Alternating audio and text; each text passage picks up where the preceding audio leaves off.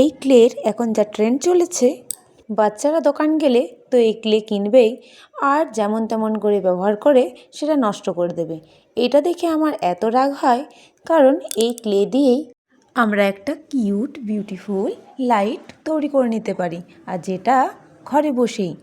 তো হাই, আমি শুভ্রা, আর আমি যার জন্য এখানে 3 রকমের ক্লে নিয়েছি এবং 3টা ক্লেকে এইরকম হাতের সাহায্যে লম্বা একটা শেপ দিয়ে নিয়েছি। এবার দেখো, এখানে বার্গারের মতো করে একটা কাগজ কেটে তার উপরে ক্লেটাকে দিয়ে সুন্দরভাবে তৈরি করে নিয়েছি।